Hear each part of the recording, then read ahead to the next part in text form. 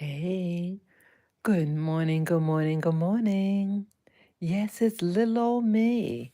Yes, this is Spirit Journey. Good morning. Let me get my glasses on so I can read any comments. Good morning. Good morning, people. This is Spirit Journey. Today is Wednesday, August 27, 2025. And what time is it now? Oh, brother, what time is it? It's like, oh, brother, I wish I knew what time it is. It's after 6 o'clock. It's probably like, what was that, 6:30 or close to 7 in the morning. My apology. Yeah. Yes, I just want to say hello to everybody. And yes, this is uh a relaxation. I'm still in bed, as you see. And yes, back in America, I would wake up early. It'd be still dark outside. And remember, I did that, how I would do the videos in the morning. You see the Manhattan skyline. But now you see, oh, let me make it bigger. You see outside the little garden, the trees out my window. Yes, and that's little Lavi. Lavi is relaxing there. That's my little boy to the right.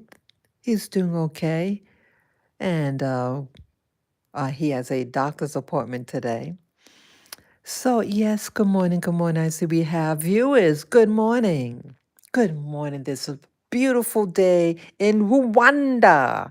Yes, beautiful Rwanda. Yes, I love. Yes, nice and cool outside. It's about 50 plus degrees Fahrenheit here. Yes, it's cool outside, but I like it like this in the morning actually, because when I do get a good walk out there this time, it's the perfect weather to walk in, because you generate heat as you walk.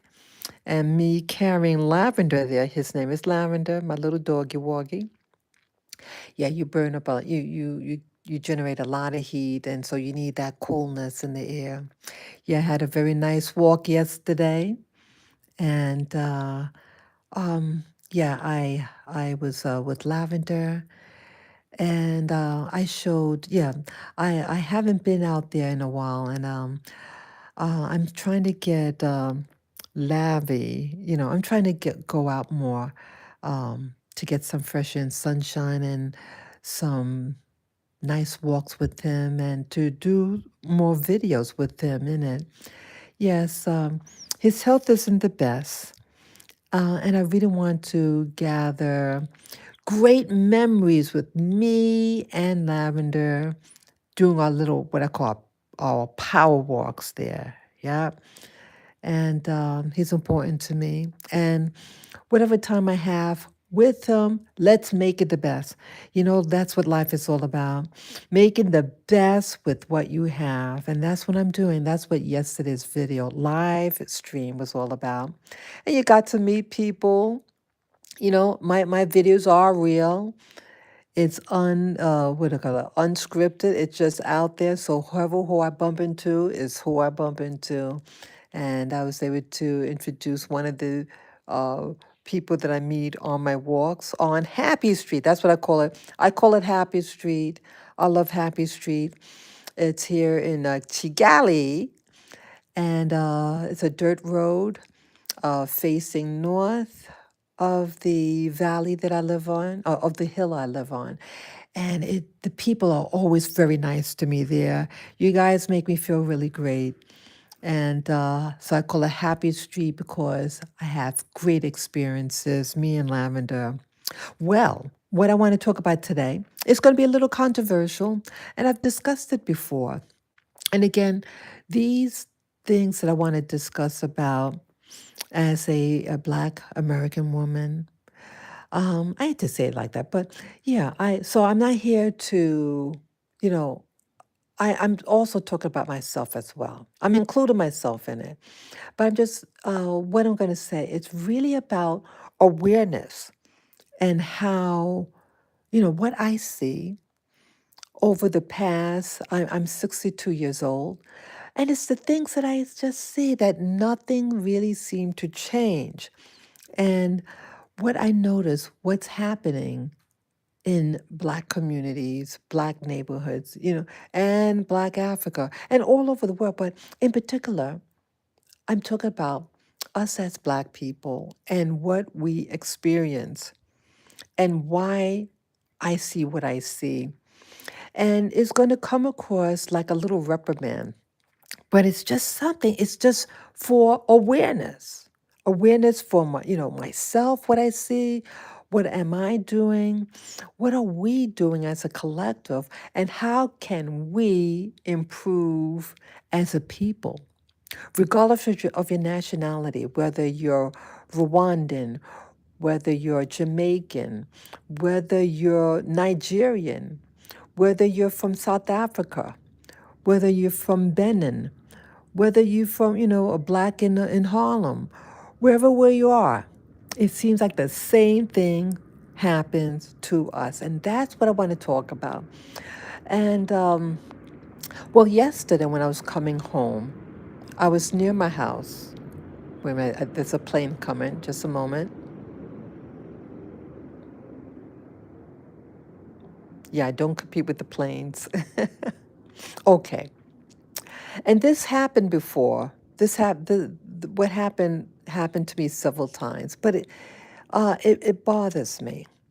And again, I don't want to come across like a penny pincher or bougie person. I'm just speaking my truth. And I have high expectations for us as a people, as Black people. So that's where I'm coming from. I'm really coming from the heart and someone who just want, like a mother reprimanding someone or buddy, a good friend who's just letting another friend know, hey, this is what's happening, you're doing this. So like yesterday, me and Lavender, we're on our way back home, and I passed by an area. It's kind of like it's not many houses around there, and but they are doing some development. They're building a structure there, and these two little children, they've seen me before with my dog, and they run up and they want to see my little doggy. That's him there, right on the right. And these are little children. They could be one was maybe 5 years old, the other one might have been 7, and uh, I let them see the dog, and then he says something. And he said, and whatever else he was saying, he said to me, but his head was down. That's what kind of threw me a little bit. Like he was looking at the dog, and then he looked on the ground away from me. He wasn't looking at my eyes, at my face. And he says, "Give me money." And I said to the little boy, I said to him, um, "It is impolite to ask women for money. You don't do things like that. You want money, you earn money. And that by doing so, you're going to feel big and strong that you acquired the money on your own. That it's that you're going to feel good about yourself. You're not going to feel good about yourself begging for money." And I want him to know that you want something, you earn it. See, I'm not stupid. And you have to you have to teach people when they're young. See, yes, just a child, but that child learned that behavior.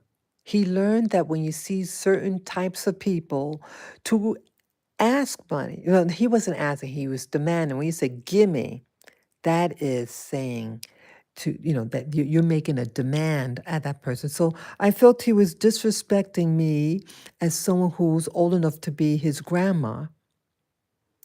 And so I wanted to teach him, you don't talk to adults like that, nor women. So you have to teach them when they're small so that when they are older, that they speak respectfully, and learn how to ask.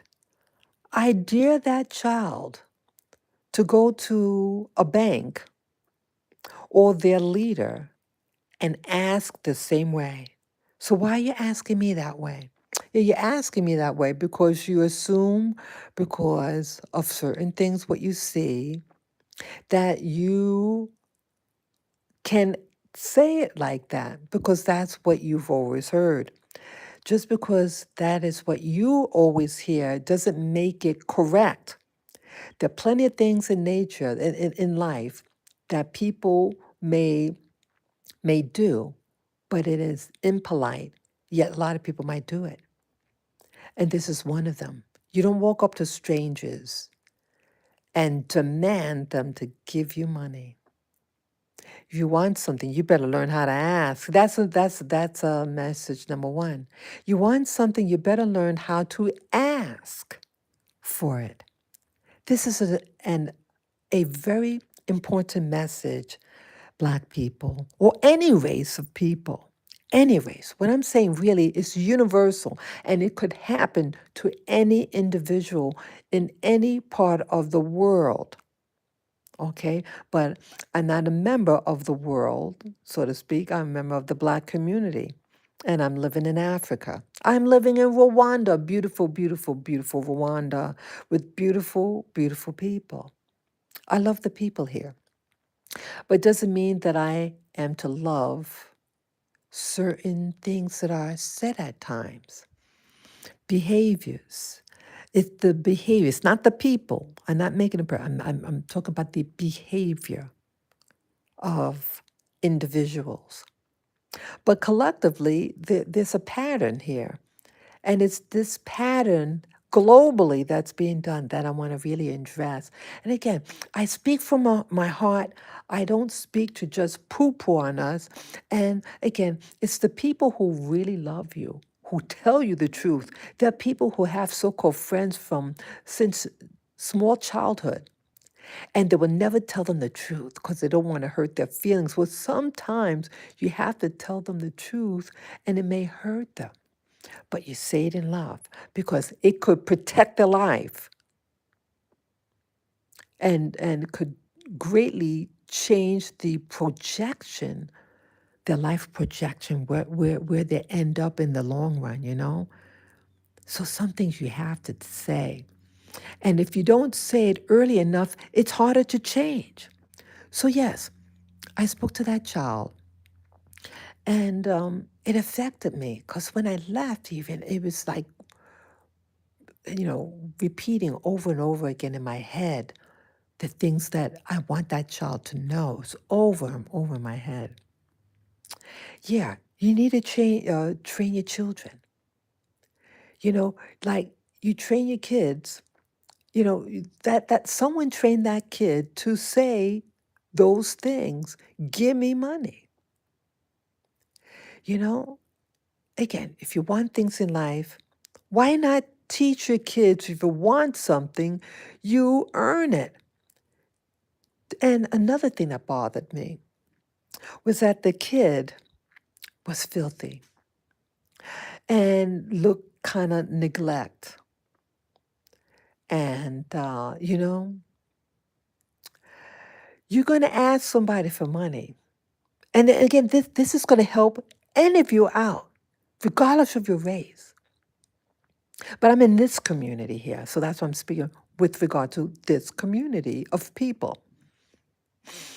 Um, there's a way to ask people for things that you really want from them or, what you think they have that they can offer.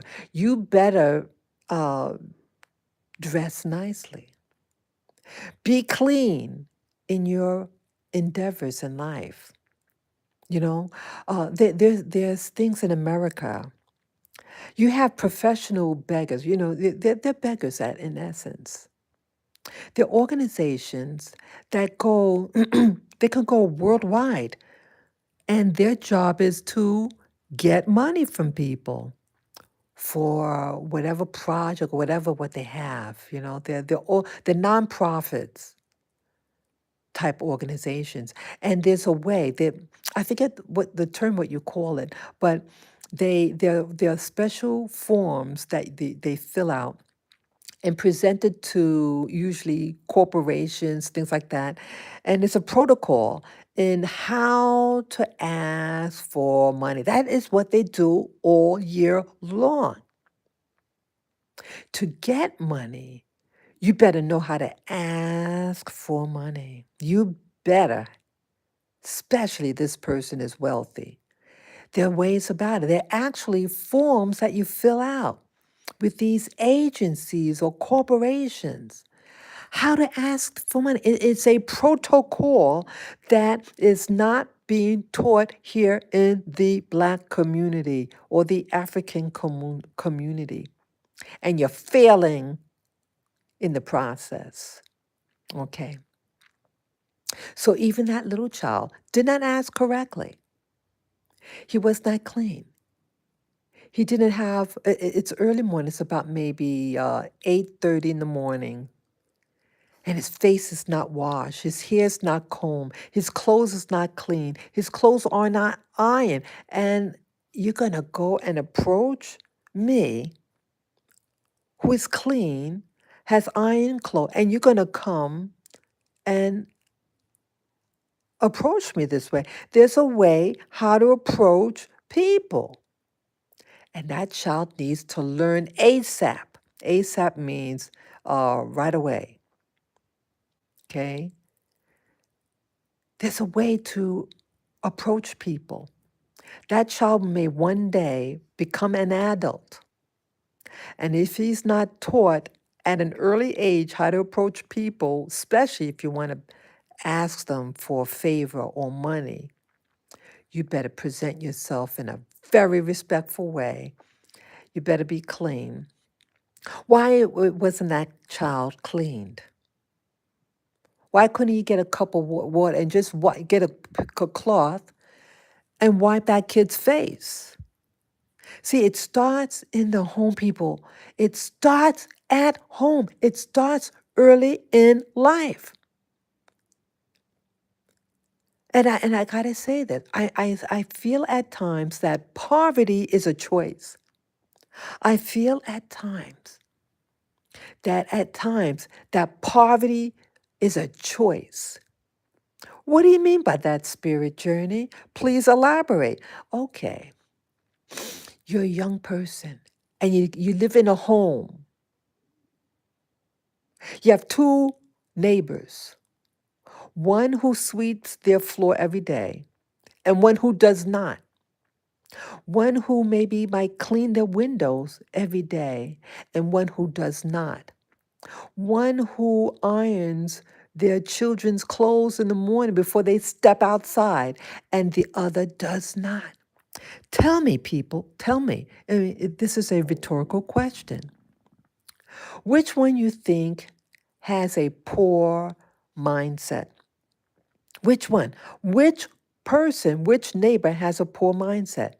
The one who washes their face, irons their clothes, cleans their windows, sweeps the floor every day, or the other one who neglects that? Which one has a poor mindset? The one who does nothing. Which parent most likely will maybe read to their child at night or communicate with their child and ask them, how you doing? What are you doing today? Which one doesn't? Usually the one that neglects the child, that doesn't even, the basic. See, we all have uh, a basic responsibility that we have to do every day. I'm not saying that we're perfect. I am far from perfect. I am far from perfect, okay? But there are things that we can do as individuals. And there's personal responsibility. And what's lacking in my Black community, whether in Africa, whether in America, where I'm from, where I was born and raised, there are choices that people make in certain Black communities. Personal responsibility. And I've done videos in the past about the word personal responsibility. And those are usually the videos that people don't want to listen to and they get angry with me. We don't like to hear the word personal responsibility. We don't. Oh, let's change the channel. I don't want to hear her anymore. Well, the things happen in our Black community that is lacking, and we're suffering. We're suffering. I saw a video 1 or 2 days ago. Maybe it was 2 days ago. And it was quite telling. Yeah, yeah. I had remembered an incident that I saw when I was still living in America. I've been here now 20 months. So it was either in 2022 or 2023, I saw this video. I finally know what country it was. It was Zambia, okay? It was the country of Zambia. And there was a mayor, and someone reached out to this Black mayor in Zambia. And it was a Chinese man who was doing some type of business in Zambia. And they reached out, the Black people there reached out to the mayor of that town in Zambia that they were being locked in their house. I mean, not a house, the compound, or somewhere where they live and or work at this place. And the Chinese man would lock them in, and they couldn't leave for, it was 2 weeks already. But somehow they got message to the mayor regarding what this Chinese man is doing to them. That man, that leader came to investigate, personally came to investigate, and it's on camera. They recorded, it was recorded, the conversation. And the guy was said, the Black mayor said, this is, you don't do things like that. That is slavery. And you don't do things like here in Africa, in my town. You don't do that. That is not how you treat people. And the Chinese man was he looked very awkward and he was embarrassed. Well, people, let me tell you what happened to this man in Zambia. Yeah, just type in it's on YouTube. So just type in YouTube the African mayor who had to publicly apologize to the Chinese man. Okay, just type that in and you'll see the video. You'll see several videos. You'll see his full name of the mayor and what country it was in. Yeah, I saw it a couple of years ago, this video, but I didn't remember the name of the country or whatever. I forgot. I just knew the incident. And when I typed it in YouTube, I found the video, or stories about the incident, okay? Well, what happened to this Black man who wanted to make a difference in his Black community in Africa, okay? Well, that Chinese man had connections in Zambia. Okay, this is a Black mayor. So, this Chinese man who disrespected the people of that man's town. They had friends in high places in Zambia, evidently.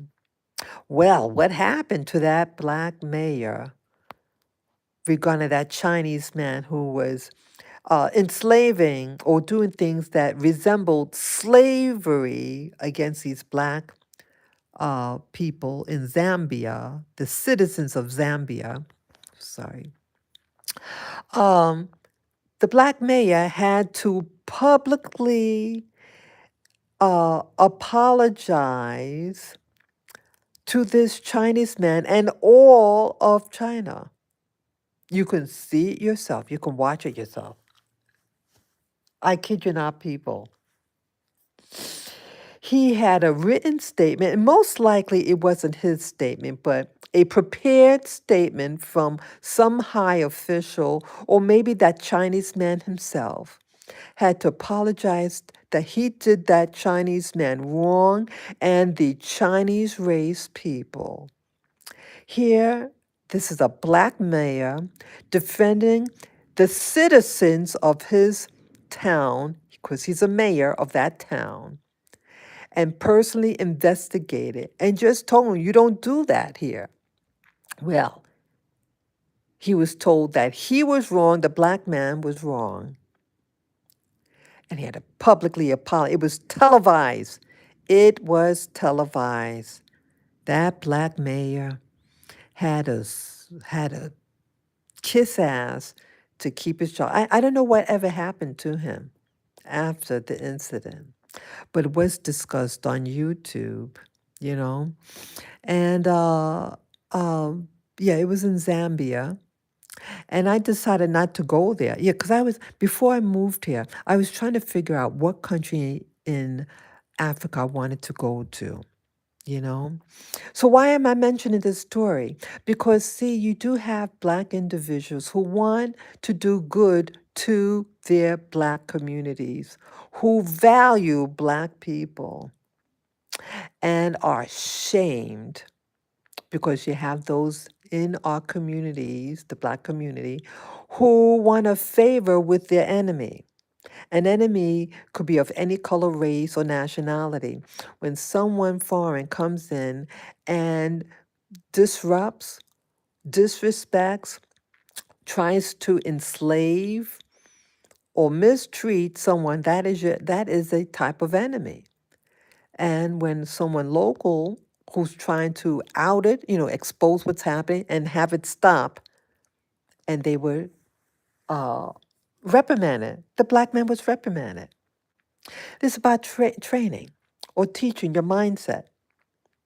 And so you wonder why in certain black communities, whether in Africa or in America, the same thing happens in America, you know, that can happen in America. Um, we wonder, why do we live in squalor? Why is that in East Asia? I mean, yes, you have a lot of poverty in East Asia, but you have a lot of wealth too. They have a full, in many of these countries in East Asia, um, full, what do you call it? Infrastructure. There is full infrastructure in these places, full infrastructure, well built buildings, commerce. It is busy, busy, busy in some countries in East and Southeast Asia. Man, I couldn't believe it. It was something else. And I'm also reminded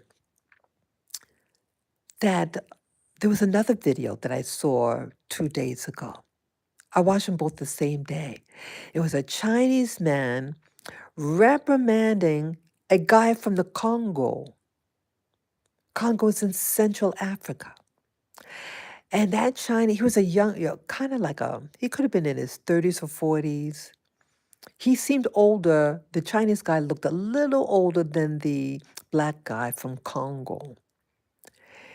And the black Congolese man looked depressed.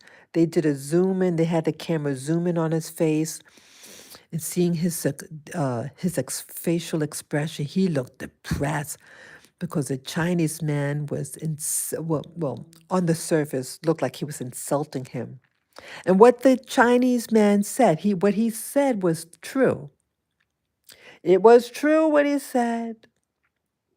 And what was he saying is that Congo, you had colonialism, but you've learned nothing. You've learned nothing. You have no infrastructure. You don't have this, that. And he went off on that black dude. It was quite humiliating to watch. And that video too is on YouTube.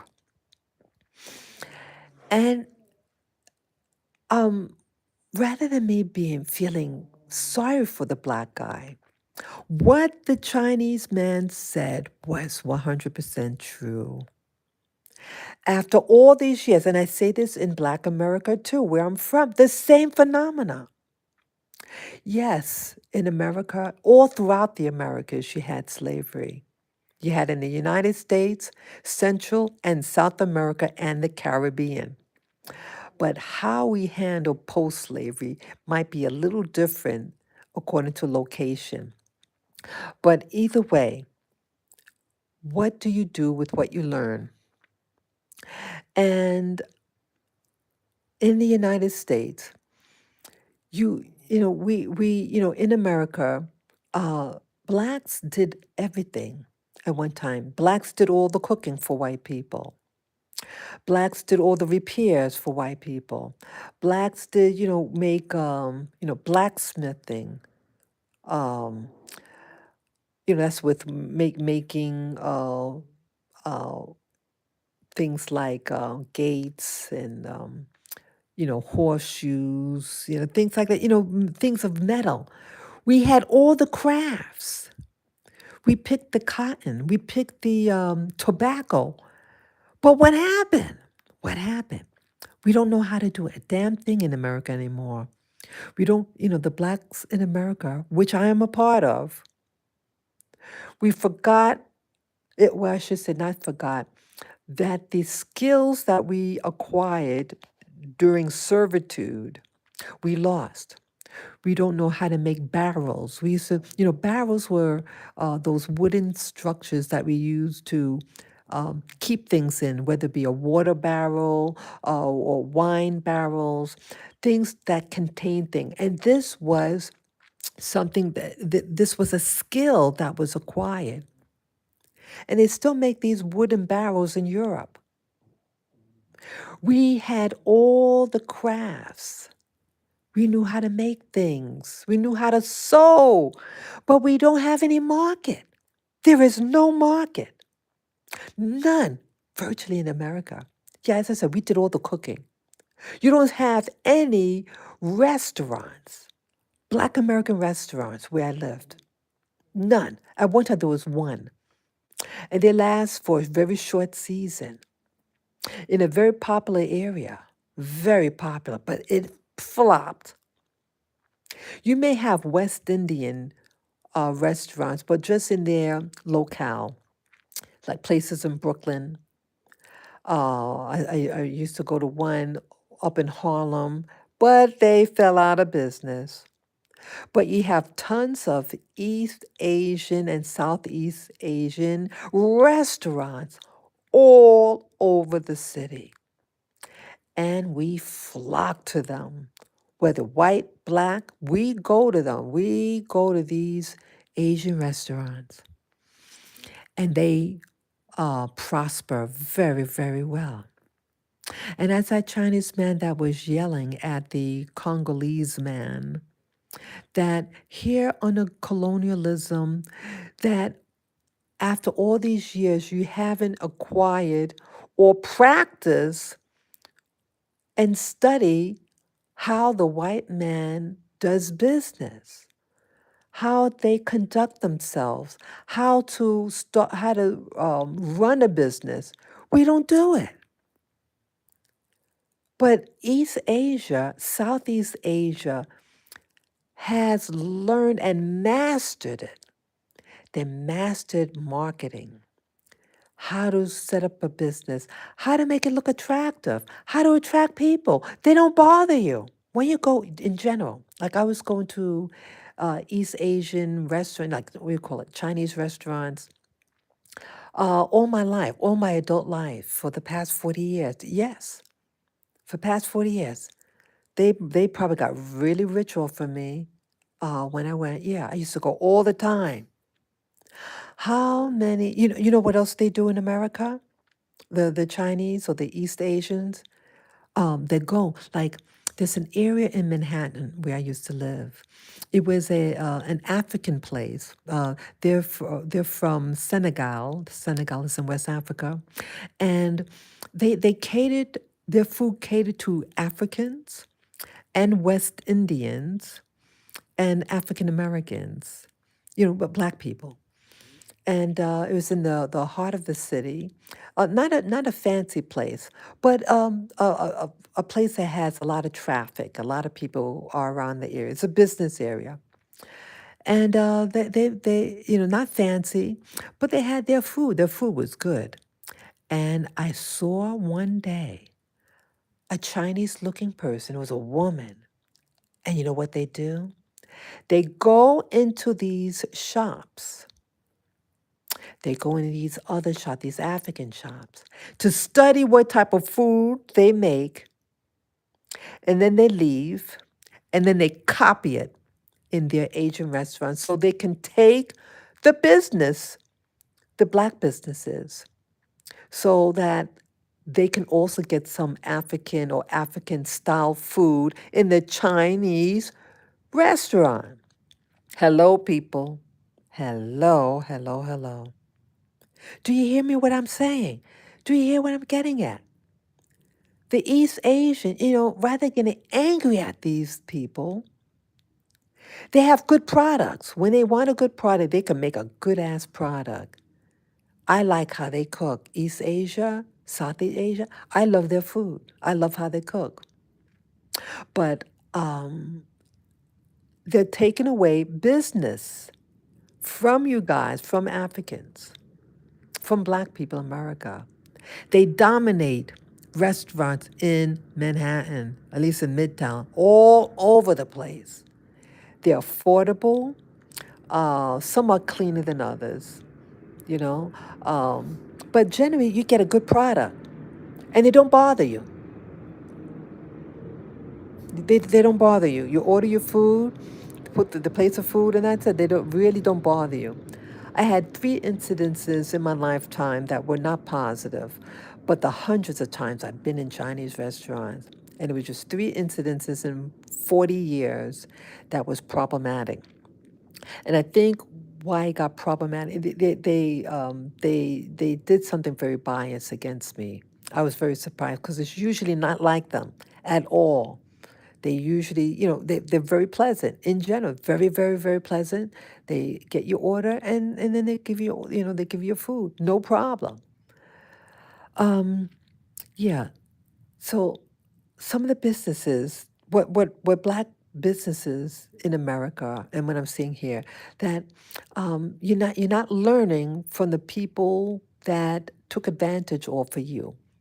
You need to learn from your enemies. Whoever who your enemies are, learn from them. Learn from them. Learn how to do business. If you're having a restaurant, hey, okay, maybe you can study how to make Chinese food or something. Learn how to make their, if you allow them in your restaurant, so they can study they didn't even buy anything. They just came right in. I never saw a Chinese eat outside of their own. Either they're eating at a European style restaurant or their own people's restaurant. They're not gonna go to a black place or an African place to eat. That's not how they operate. When they go in, they're going in to study the type of food you're making, and then they go back to their restaurant and copy it. Don't let them do that. Don't let them do that. Okay? It's not right. And call them out on it. Hey, I know why you're here, and that's not right. Respect boundaries and the fact that they have all these businesses. It's not like they're poor. They're all over the place. These Chinese or Asian restaurants all over America. It's very popular. People enjoy going to them. They're not short on cash. So it's like taking a child's toy from them, or taking a baby's candy away from him. You have your own candy. You don't need to take a baby's candy away from them. And no, I'm not trying to patronize that black people are babies, but in the scope of things, I'm talking about mastering a business. You start off small and then you end up big, but we're not growing. And that's what this video is about. To share with you some of the things that are happening in the black community or African community, and why we're not thriving, We're not teaching our children the basics many times, and then you make excuses why you can't do something. That woman that I mentioned earlier in this live stream could get a cup of water to just wipe her kid's face. There's some things that you have to do. And hygiene, basic hygiene, is one of them. I know of people back in America who's on welfare. And if you ever heard of welfare before, welfare in America, it's money that the government gives you for the extreme poor. Okay. And yeah, and I had been on it before. I know poverty. I know what it's like to lose my job. I had no money coming in, and I applied for it and I got it. It's nothing to be proud of, but yet I needed a little help one time, and I did the best I could. I got out of it. And luckily, the Creator had been very merciful to me. I had a lifetime of financial ups and downs. Oh, yes, people. And people who know me, yes, they can vouch for that. I've lost so many jobs. I've had really challenging life. And I'm very grateful that the Creator has helped me out. So I'm not, I understand what poverty is. But even in my meekness, in the lack of money, I made sure I took a bath. I made sure, you comb your hair. Take personal response. Make your bed. Hello. And this is the difference between someone who may not have money. See, there's poor and poverty, and there's just someone who doesn't have a lot of resources, but they will one day come out of it. You know what I'm saying? It's a difference of someone who lives poor, who acts poor, and then those people, they just in an economic low end at that time in their life, but they have respect for themselves and they will do things to improve their well-being. Okay, so um, so like one day in America, I was on the train in New York City, and there was a lady, and she was a mother. She was like in her early 20s, and she had a kid. And we were talking. Somehow we got in a conversation, and she was telling she was on public assistance. She was well dressed. I mean, clean, not fancy, just wearing jeans and a shirt, t-shirt or something. But she looked presentable. And then you have other people who look like crap, and they act like crap. And yes, they were on public assistance, right? Slash welfare. There's a different mindset. Both of those ladies had children, but one acted that it was just a temporary matter, and the other one looked like they'll be like that for the rest of their life. That's what I'm getting at. And that's a mindset that some of us have. Half full versus half empty. There's some people, no matter what you give them, they will always be poor. Always. You give some of these people, if I gave some people here, if I won the lottery and got $1 million and handed someone, a poor person, $1 million, they will blow it and they'll still be poor. They will still act poor. The babies will still be unclean. The babies will still have dirty clothes on, dirty shoes, filthy, and they will never do anything to improve themselves. I'm talking about those type of people. Yeah, I saw those two ladies. Both of those ladies were on public assistance. Both of them had children, young children. One acted oppressed, or we call in America ghetto, and the other one, you would never know. If she didn't tell you, you would never know. She acted like a lady. She acted with poise and grace. That's a difference. And so my um, not wanting to give that child money was for a reason. I didn't want to teach that kid that you could just walk up to somebody and demand money from them. And I told that 5-year-old, so they're about maybe 5, 6 years old. I told them, your job is to go to school and learn as much as possible. Learn how to read, write, do math, and then one day, uh, do something that will generate a job for you, that you can take care of yourself, and even give money to your mama. That's what I told that kid. You have to start from the beginning. You have to start teaching the children. It's not glamorous. It's not cute to see a black kid running, running after a truck in Africa, a tour, one of those tour guide trucks, with tourists in it, and run after the truck and beg for fucking peanuts. It's humiliating to watch. It is not pretty. See, I didn't realize why they were doing that, and then it dawned on me because they're asking for, they want money, whatever. Come on, ladies, mothers, mothers who teach their children, and it's boys in particular that they train to do that, to run after the trucks that have the tourists on it. Why teach a kid to waste all that energy? They could have been at home doing the chores at home, learning a skill, rather than running after a bunch of tourists for fucking peanuts. And that's why you're not respected around the planet, black man and black woman, because what you teach your children and how you conduct yourself in public. What are you teaching your fucking children? You're teaching your little black boys to act like a fucking monkey, that you're chasing peanuts. You're not a monkey.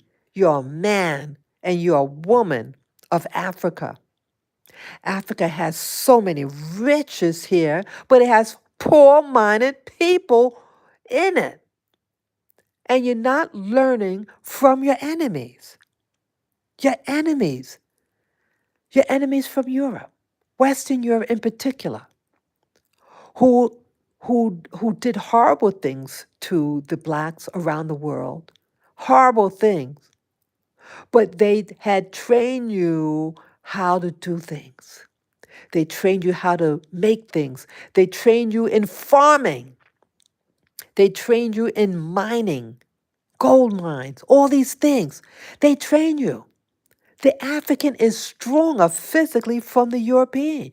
You get a typical African, black African, and a Western European who is physically stronger. Usually the African. You can endure heat better than the European. You are physically stronger than him or her.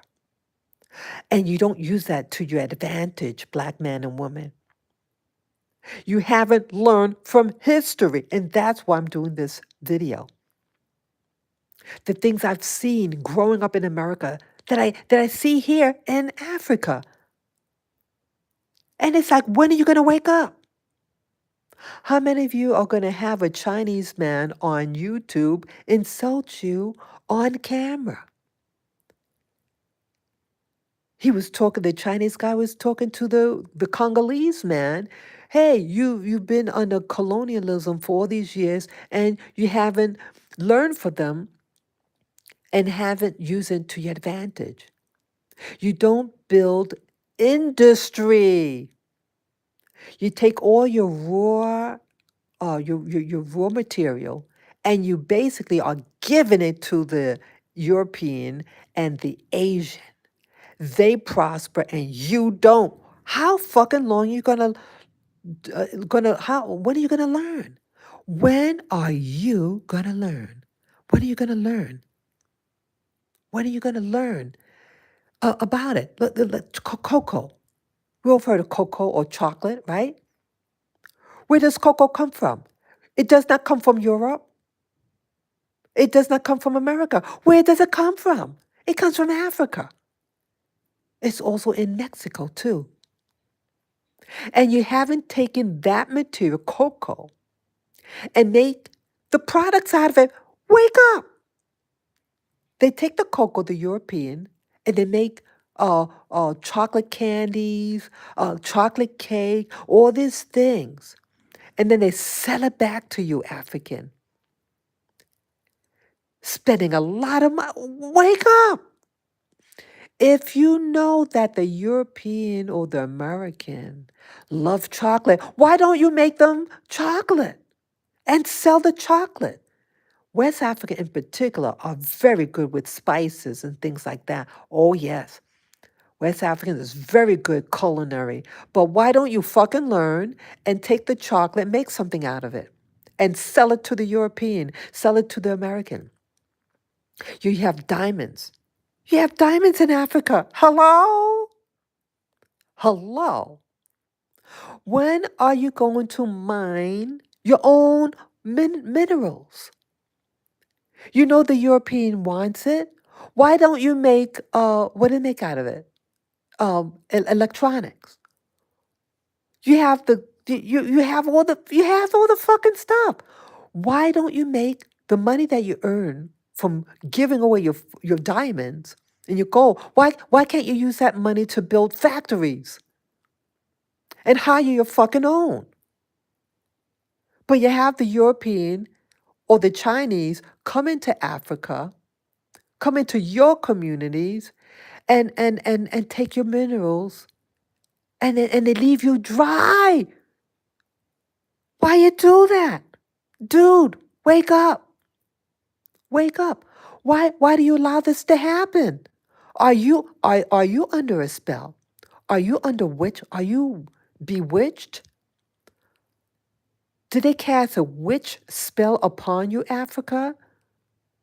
Is Europe's and Asia's witchcraft stronger than yours? And you allowing these people to take advantage off of you? You allowing Asians in particular and Europe. They come. I've recently been hearing things in that's happening on the continent. Um, you have Asians open up like a barber shop, a hair salon, and then they say, "Oh, we don't do black people here." Oh, what? What? And you allow that, Africa? You allow these foreigners to come and get business, to set up shop and community, and then and you allow them to shit on you? There are people, I have a dog here. This is a dog that you see there. I had different dogs, and they have all different hair textures. Some is curly and some is straight. Just like humans. Some of us have curly hair, and some of us has very straight hair, and everything in between, right? When you go to get your dog groomed, they don't ask, oh, what type of hair it has. It just does it. They learn. They are trained in hair for dog grooming or even cat grooming.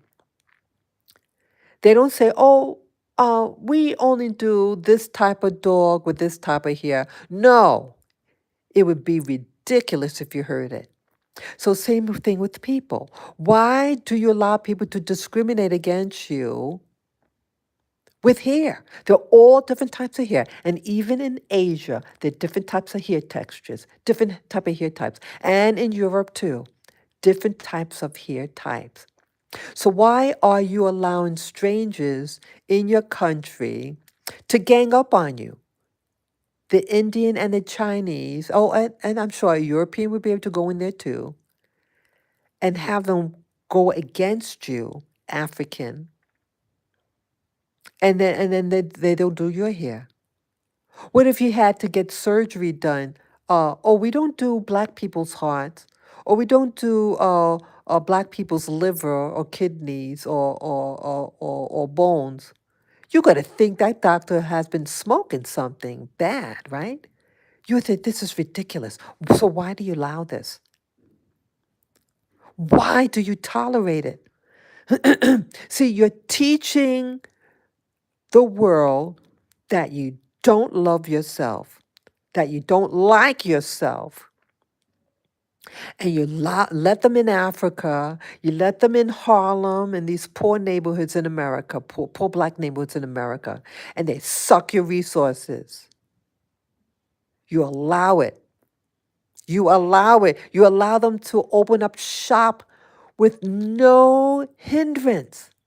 And so they shit on you and they mistreat you and say, oh, you're not allowed in our place. You're not allowed in our restaurant. You're not allowed in our club. See, they don't respect you because you don't put your foot down. And it's the leaders in your countries who allow it to happen because many of them are getting money under the table. They're pocketing the money that they're getting from these large corporations from around the world. They pocket it, then they take that money, they go to Europe to play with, they go to America to play with, right? They get a fancy car, right, from Europe or even Asia. Africa, why don't you build your own fucking cars? Why? You have special terrain here in Africa. I'm living in Africa right now. And we need special cars in special areas where you have those dirt roads where it's real bumpy. You need a transportation to get you where you need to go, to get your goods to its location.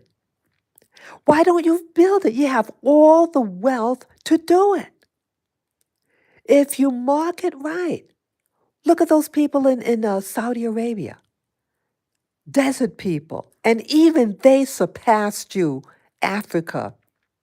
The Saudi Arabia people, they've just been in the Europeans' radar for about a little over 100 years. It's just a little over 100 years. But the Africans been around with the European for several hundred years.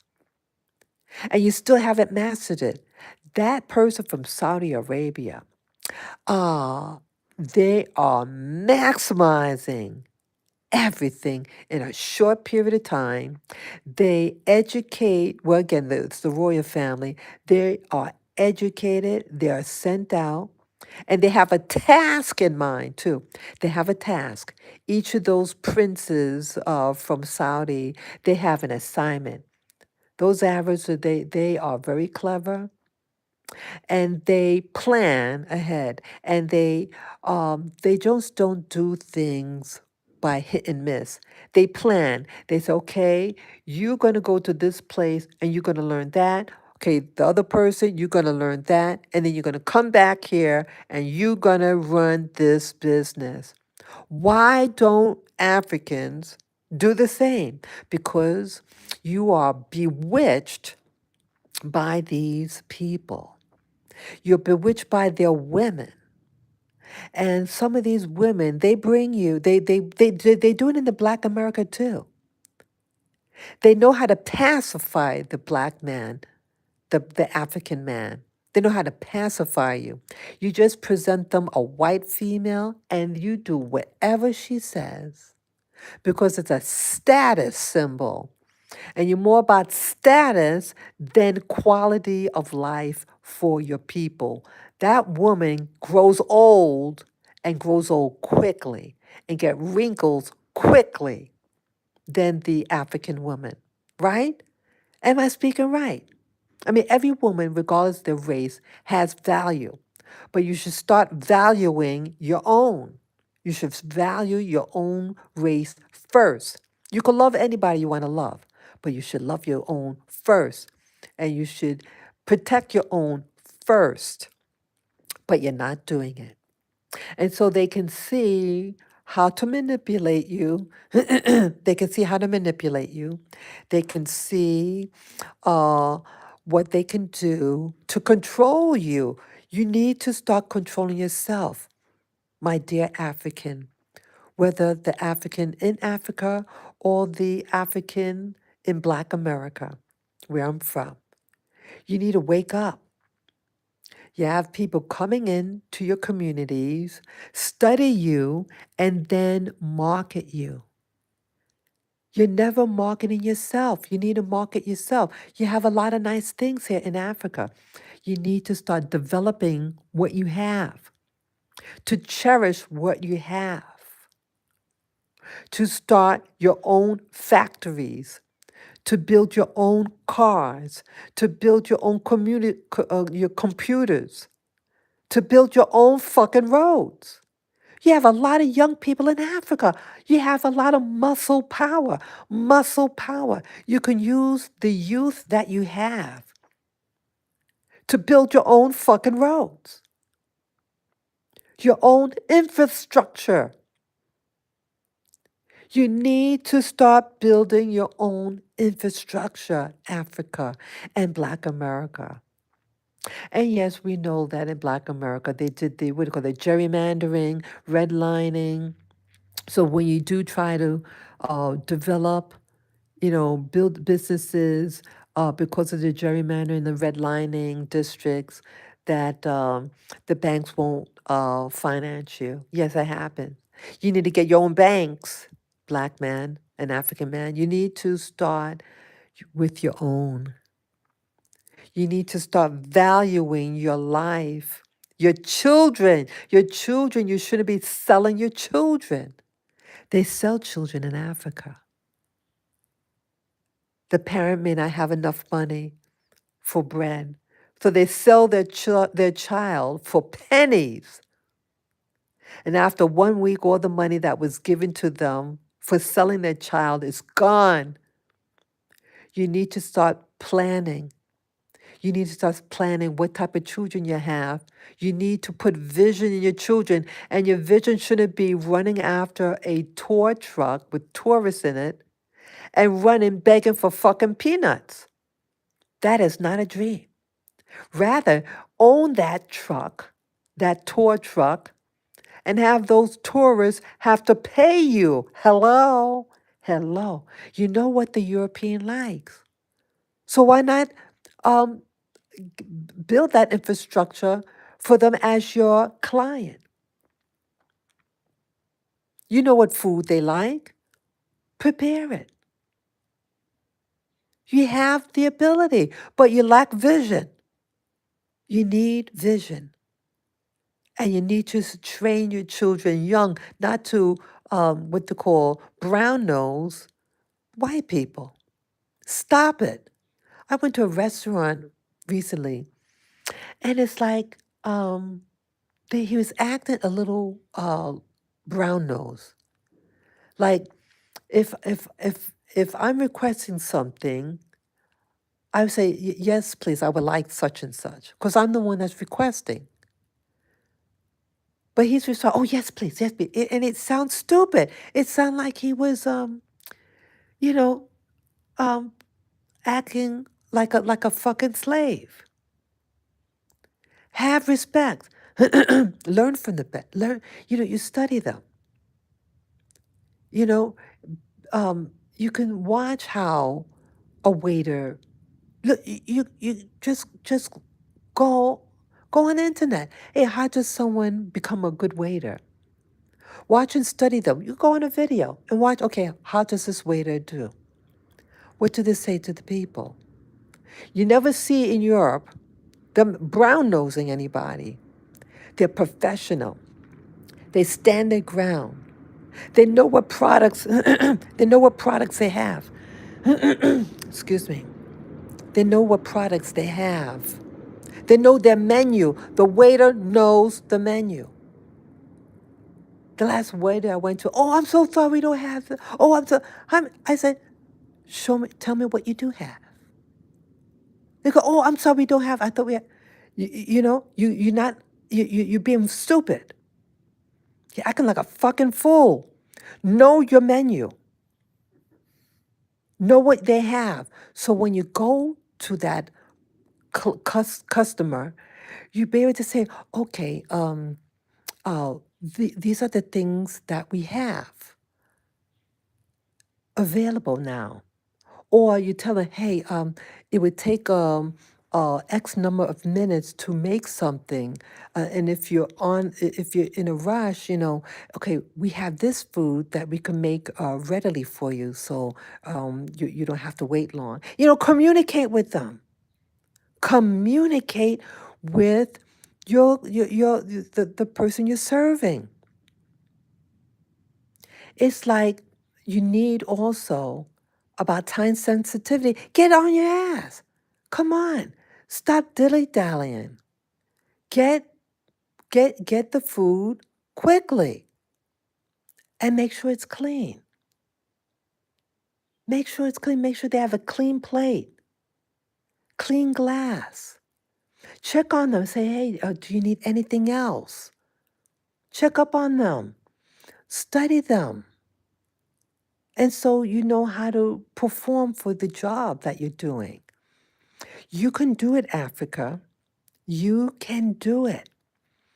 Stop shortchanging yourself and start training your children when they're young how to perform. Stop acting like a slave to the white man or the Asian. I see it constantly, and you let them belittle you. You let them take advantage of the people from your community. You're communicating that you don't value yourself, so they are not going to value you, and they're going to take from you. And they're going to take from your culture, they're going to take from your resources, and then you wonder, oh, what happened? And then you're going to teach your children to be beggars. As an indigenous person, you should never have to beg, especially if you are the indigenous person of the land you live in. You shouldn't have to beg for anybody. You should rule where you live. If you're indigenous of that land, you should rule that land. You make the rules. And you have to start young. You have to start training your children when they're young how to carry themselves, how to clean themselves, how to wipe their own behind, how to conduct yourself publicly. You shouldn't be having your children on the street and just hanging out and begging people who they think they have money. You're showing you don't respect yourself.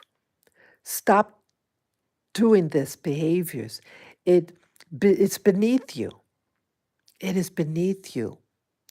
Start studying how to how to start a business maybe, or have a collective of people with like minds or similar skills getting together and networking together. And women also. Women. Stop begging for money. Start thinking what you're doing. Be selective who you sleep with, ladies. Then you walk around, you have all these kids that you can't afford. Stop having all those kids you can't afford. You can't afford it, don't get pregnant. Use protection. And educate yourself. Educate yourself. You don't know how to read. Go to the library. Say, hey, I want to learn how to read. Go to your leaders. If you're in Africa, go to your leaders. Hey, I want to learn how to read so I can teach my kids. Or I can teach myself how to do certain things. Ladies, you need to come together. You see all these men standing on the street, networking, some of them, helping each other out. Women should do the same thing. Start networking with other women. Start helping each other out. Rather than trying to steal each other's husbands or boyfriends, start networking. Start helping each other out. Let's say you're at an office job. Let's say a woman has an office job and something happens, or let's say that she has to go away. She can have someone in her network to watch her kid. You watch each other's kids. Start helping each other. There's no reason why any woman on this planet should be beneath guys.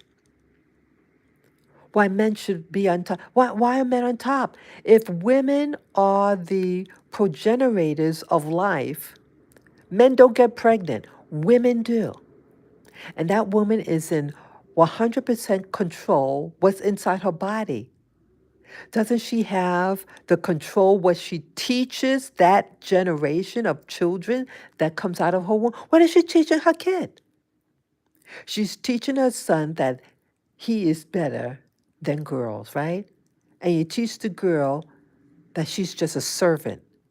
You better start educating your girls how to think, how to conduct themselves publicly, educate them, and teach them a skill so that when that time comes, she'll be more selective who she sleeps with or who she marries. She'll be an educated woman. She will have a network. Why can't the woman prepare for her own community? Women help women. Just like men network and help one another in business. Women, you need to come together and start making a world for you. Build up your own community. Stop waiting for a fucking handout. He's not going to help you. He's going to set up his religion how he wants to, right? Who creates the faith systems? I know she didn't create it. He created it. And he created it in a way to shame you, to say that you're cursed, to say that you're inferior, that you're in charge for the fall of humanity. How dare they say that about you? And you tolerate it. And you do things against your own body. Stop it. Stop it and wake up. Woman, wake up. Wake up. Women in your community, if you're in a village, start working together. You have women who have, like in Africa, you have some communities. This is what I'm told. That in Africa, in some communities, when a young girl gets her period, she can't go to school for about a week. And because she missed classes, she couldn't catch up with the studies, and so she drops out of school. Well, why don't you set up an educational system designed for women to finish her education? Hello? Hello. Am I not speaking the truth? It starts with you, woman. You are the progenitor of every creature you see here, big or small, comes out from a female. And you're telling me, female, that you don't control your world and you're letting a man control your world? Who gives birth to the male? She does. Who gives birth to the female? She does. And she controls what they're exposed to. She controls it when they're small. But what happened? What happened? You teach the boys that they teach boys that they should do math and science, and you teach the girl just to sit home and do fucking nothing. Well, if you're going to teach them about sewing, or maybe for her to have her own shop and mass produce fabrics and clotheslines, but you don't have that. You don't have that. You teach them to just take it. And I see it happens all over the world. All over. It happens in America. It happens in Asia. It happens in Europe. When are women going to stand up and start taking control over their lives? If it's about education, set up a system designed for the female so that when she does get her period, that she is able to get the class notes. Maybe she can have a computer in her house and what do you call it, remote learning. She can watch the classroom or on her computer. Or yes, we know that a lot of places don't have money or computers or internet or even electricity. But you got to think of something to do to help yourself. Stop settling for nothing. Stop it.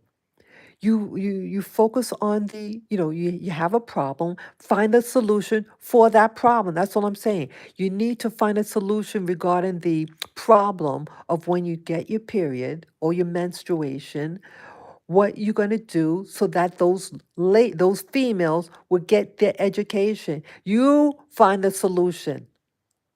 You find it if you want to. But I think a lot of you really don't want your fellow woman, female, to prosper because you're jealous of each other and you find point of fault in one another. You don't want to lift each other up. There was an incident that happened to me yesterday. I had a shirt on, and it was the first time I'm wearing it. But it was not. It was inside out. It was just like a little. It was a quarter of an inch seam, just 1/4 of an inch in length. But that was the indicator. That was the wrong side. But I didn't see it right away. And I had a shawl on covering my shoulder. It was on the top. It was a shirt. And a lady goes up to me, the bank manager, and points that it was on the wrong way. Now, why did she do that? Because she's been a fucking asshole and want to try to shame me publicly while I'm at the bank and I wanted something printed out.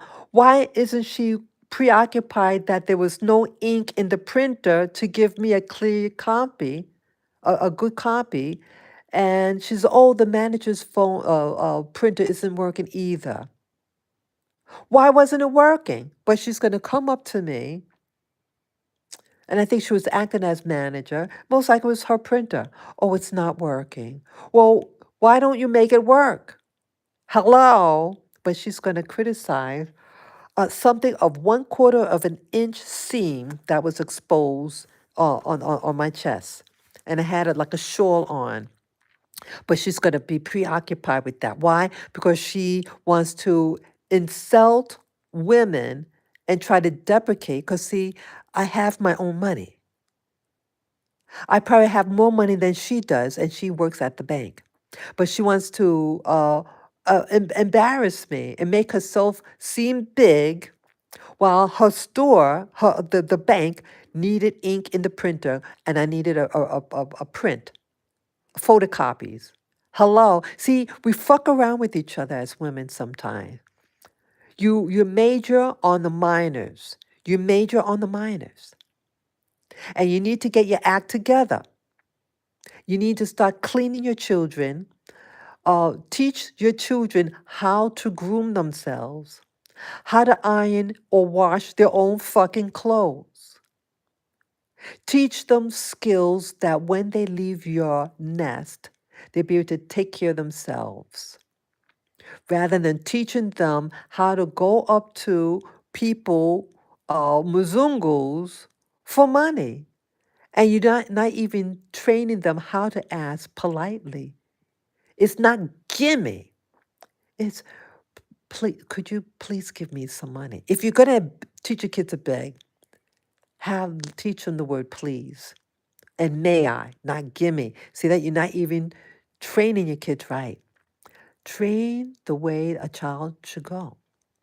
So when they grow older, the scripture says that they will, do well. They'll prosper in life. They'll be an asset rather than a liability. Teach your children how to be an asset to your life, not a liability for a continent. And not to blame others for something that you could have done for yourself. Learn to do for yourself. You can do it, Africa. You can do it, Black America. It's the same crap here. You don't build up infrastructure here. You don't learn your craft. Learn your craft. Learn how to do it well. The people on the motorbike, take a bath, some of you. Take a bath. Have clean clothes. Have a mirror, those rear view mirrors that they have on the moto. Make sure it's fixed. There are things that you can do to present yourself to be an asset, not a liability. You can do it. You can do it, Africa and Black America. Start learning from others who have mastered it. Value your own. Protect your own. Protect your culture, your language, everything. Protect it or it will be taken away from you. So I've been on, I see here for about 79 minutes. Yeah, I gotta get ready too. Yeah, I have an appointment today. Yeah, I share you all these things from my heart. And I really hope that you take this with the right sentiment that I presented it to. Start doing some positive changes in your life to create a beautiful world, a beautiful community, whether in Africa or in America or anywhere where you present yourself. Love yourself and love your neighbor. Yes. Do good to one another. Learn from each other. And if you can help each other, help each other. Women, help other women. Men, help other men. Men and women work together. We're not enemies of each other. We need each other. So, with that, I say goodbye. Peace, love, and joy. And yes, little Larry boy there who's sleeping, he says hello also, okay? So, thank you again for this opportunity for me to share my thoughts with you. And may you have a spectacular day, no matter where you are, Black man and woman on this planet. Have a spectacular day. This is Spirit Journey signing off. Bye bye.